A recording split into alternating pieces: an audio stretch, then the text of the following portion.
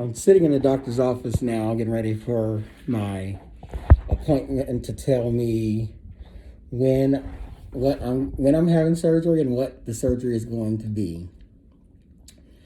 So this all started in 2010. It was the end of the school year, June 10th, 2010. I was teaching special ed at Locke High School, Locke Launch to College Academy. And I decided to go outside instead of getting ready for school at USC Rossier. I decided to go outside and throw the football around with my students. At the end of that game, I jumped to catch a pass and tore my meniscus and fractured my tibia. It was done at work, so I had to go to workers' comp. So I don't know any of you have workers' comp, but when it's workers' comp, it has to be approved. So my leg was broken and I didn't have a surgeon. I didn't have a doctor. It wasn't just put a cast on. I needed to have surgery. And so my leg stayed like that. I went to my 20th high school graduation reunion on a cruise with this broken leg. I fell a couple times.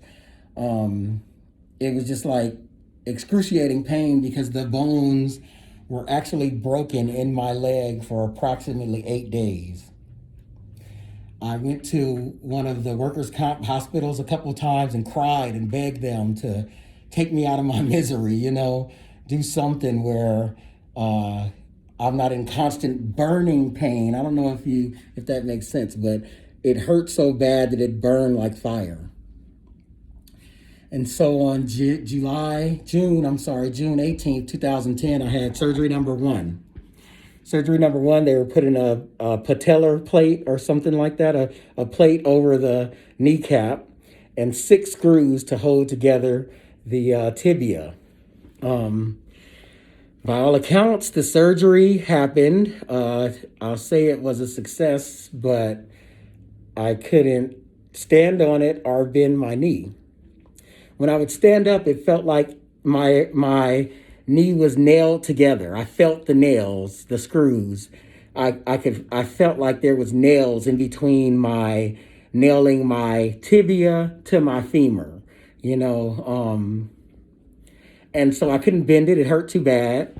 And the doctor kept telling me I needed to bend it, stop being lazy, fat boy, get up, walk on it, bend your knee, and I kept saying something is wrong, it burns and it's like nails between my leg, like, what is that? And he had my ex-wife like talking shit to me, she's like, the doctor said you need to walk, and get up, stop being lazy, stop babying it. And he would reinforce that.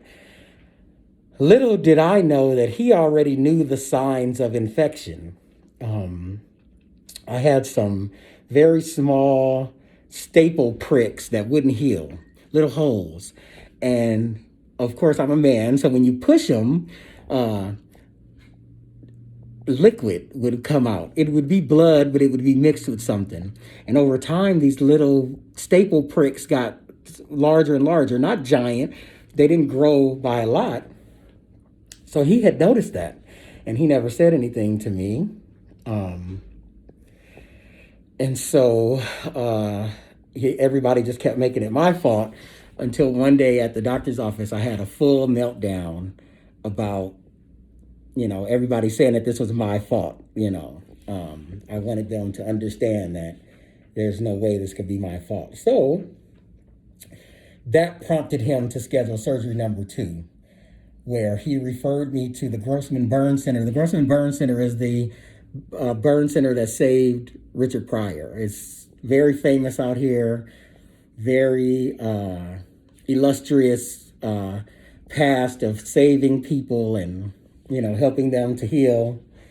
And so they did surgery number 2 where they tried to clean off the metal. Basically what it looked like is they're going to scrape infectious material, deadly shit off of the metal, give it a bath of antibiotics, and then close it back up. And then hopefully the infection will go away.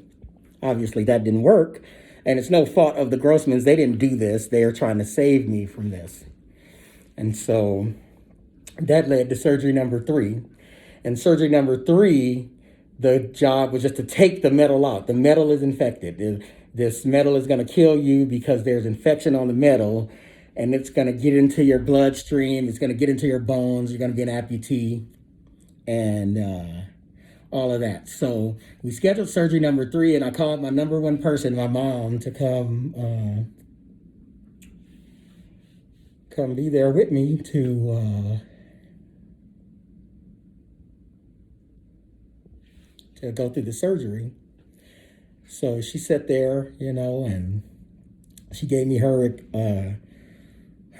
opinion of the doctor. She said she didn't like him because he didn't touch me. He didn't seem to have any compassion for me. And of course, I didn't listen. I was a spoiled little brat mama's boy. Like, no, mama, I'm grown. I'm getting this done. The doctor said it's got to come out. She didn't want him to do it. She didn't want him to touch me anymore after just meeting him the one time. And so they took the metal out. So now I was bone on bone, which led to a whole nother escapade. But I'm going to stop there because, for those of you that know me personally, my mother is one of the closest things to me. And I don't want this to just be a cry fest. I don't want to just cry.